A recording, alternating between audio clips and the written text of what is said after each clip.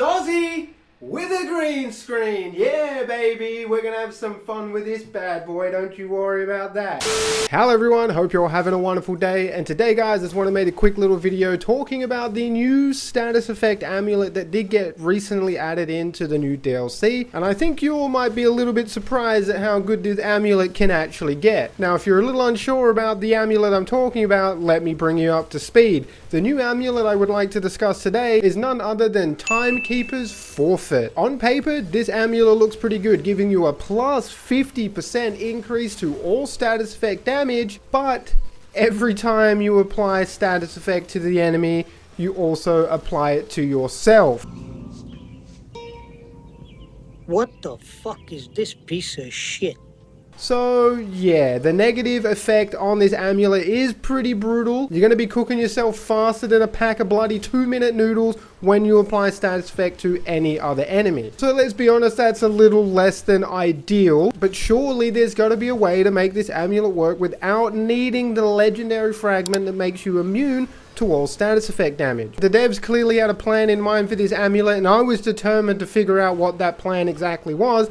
Don't know if I've actually cracked the friggin' code, but I would like to share my findings and theory craftings with you guys, the community, in hopes that some absolute giga chad might be able to do a better job than this one random Aussie on the fucking internet. So here it is, legends. This is the amulet Timekeeper's Forfeit, and this is the setup I am running with said status effect amulet. So I'm going to give my verdict now on the amulet to hopefully save people a shit ton of time. Look, I'll just go through and show the setup in case you just are coming here just to see the setup, so you can go and try it yourself, so you don't have to listen to me ramble on. But if I were to rate this amulet out of 10, what would I give it?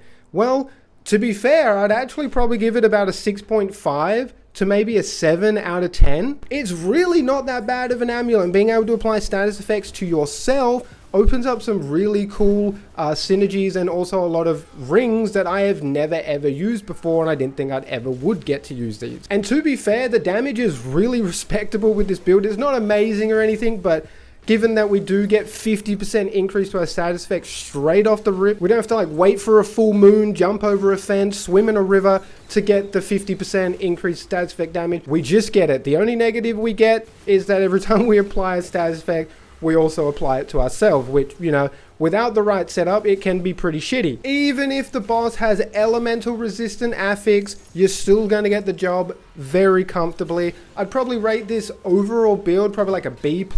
It's not, I don't think it's A tier. It wouldn't be like an S tier if we were doing a friggin' tier list.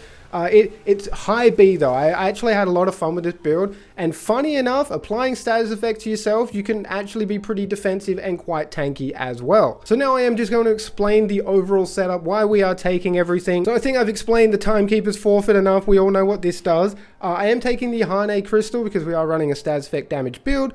We are able to apply all 5 negative status effects. Remember, slow now counts as a negative status effect. So the Hane Crystal is definitely the way to go with this build. A ring that I barely use, I did use it in one other build, my Firestorm build, and that is the Tempest Conduit. Now, the Tempest Conduit, when you receive any elemental damage, you're going to get a 15% increase to all damage, and also going to give you 20 resistance to that element that you just took damage from. So since we're always applying negative status effects to ourselves, mainly the Sparkfire Shotgun, you're always going to get that burn dot straight away. That is elemental damage, so we are going to get that 15% damage increase, and we're also going to get 20 resistance to fire damage. So Tempest Conduit, very, very strong ring, especially in this particular setup. There's other ways you can get this ring to work, but I felt like it was a very nice ring to have with this particular setup. So now over to a ring that I've never ever used before, so this is pretty exciting, trekking through new grounds here. We have the Reaping Stone. Now the Reaping Stone, after an elemental status effect is removed from the wearer, they become immune to all status effects for 10 seconds,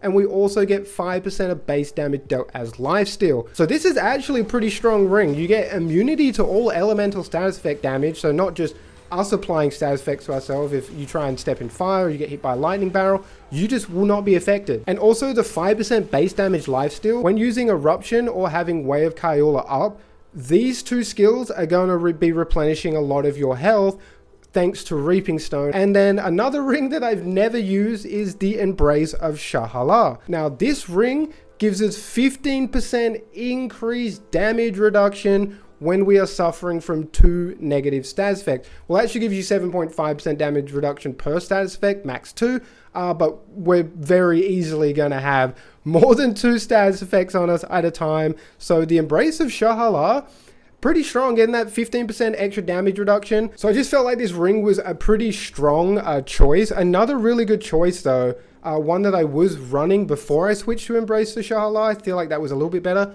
was the Black Spinel. So the Black Spinel, Black Spinel, however you say, applying negative status effect grants 2% max health per second for 3 seconds. Applying or refreshing that negative status effect will increase the duration up to 15 seconds. So this is a nice way to just keep regenerating health passively.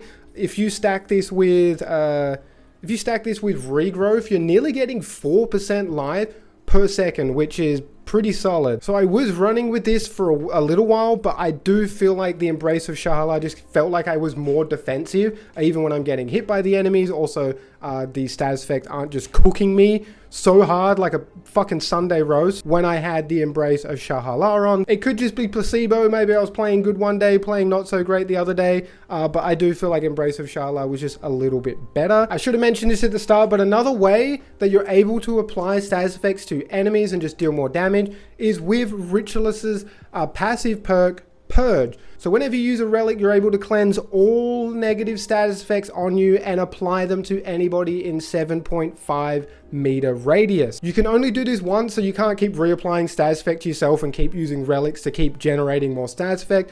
That would be cool. Might be super overpowered, but that would be really fucking cool. That's kind of what I wanted this build to do, but yeah, Purge only applies the status effect once, even if you re-get them back again. So this is just great to apply all the status effects to yourself very easily. Use your relic, and then you'll apply them to all enemies within 7.5 meters. For the heart, I did go Diverting Heart just to try and get our skills back faster, so like just for boss rush mainly. So you can just use your relic to also get Way of Kyola and your Eruption back faster, since this is a good chunk of our DPS in this overall setup. Just quickly going over the weapons, we got the Sparkfire shotgun with abrasive rounds and featured wounds. Scrap shot works really well because it does come with bleed and slow, but remember this is a grounded mod. You know, you're going to run into plenty of enemies that are flying, and you're not going to be able to hit them with this bad boy, so that's where abrasive rounds come in. Also, abrasive round gives us 5% more lifesteal, which stacked with Reaping Stone, so that's definitely handy. Now for the mutator, I've got featured wounds, but feel free to put whatever you want here. Just don't put charged wounds. Do not put charged wounds. Shock. You do not want to be applying shock to yourself. Shock is annoying because it actually does damage to you. I've tried to mitigate this as much as possible, but shock will get you killed. I don't know why shock has to suck so much balls when you apply it to yourself, but it does. It still damages you quite a fair bit, even with the amount of damage reduction that we do have. So avoid charge wounds like the plague on your weapons. You're gonna have a bad fucking time if you put this thing on and try and use the Timekeeper's Forfeit. So that's why I've got the Krell Axe as my melee, so we have more control over the overload and shock damage that we do apply. You're still gonna be throwing the Krell Axe at every opportunity you can get because of the Mutator Stormbringer, which is going to lower the enemy's resistance by 10%, giving our status effect damage a 10% increase.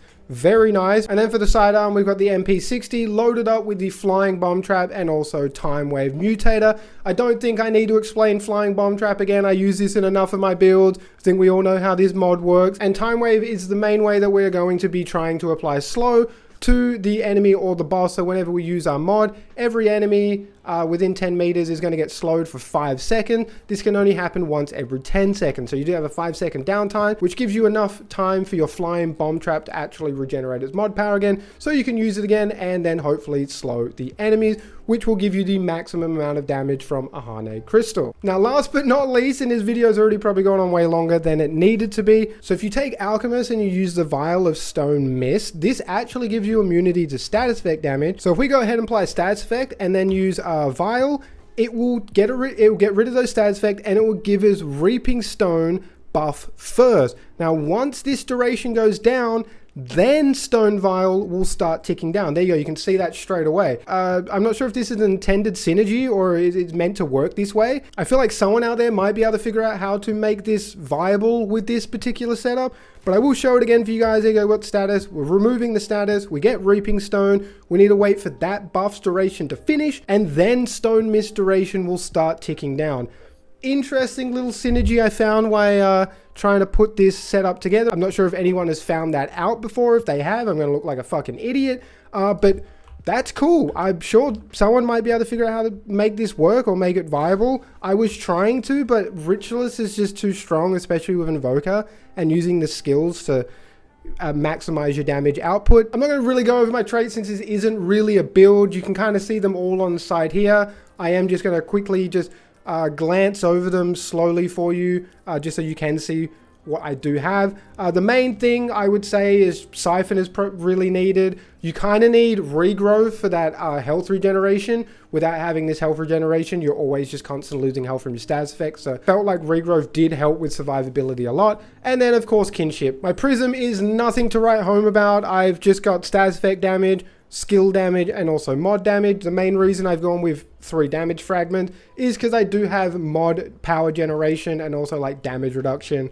in my actual Prism, and that's pretty much the only thing that are helping out. Explosive damage helps with eruption, but that's about it. Obviously, you know, range and melee damage is going to help overall as well, but not really much happening with the Prism. But the 3 fragments I would recommend you try and incorporate into the setup, either mod damage, skill damage, and definitely you're going to want status effect damage. All right, that's the end of the video. That's it for this showcase slash build, or whatever the fuck you want to call it. I don't even know what this video was anymore, but hopefully this video did help you guys out. So hopefully I showed off some cool setups, some cool synergies that maybe you guys haven't seen before, and it's all thanks to that Timekeeper's Forfeit, the new amulet that did get added in with DLC 3. Now honestly, my end verdict for this is there's plenty of other status effect damage amulets out there, and there's much stronger status effect damage builds that you can set up.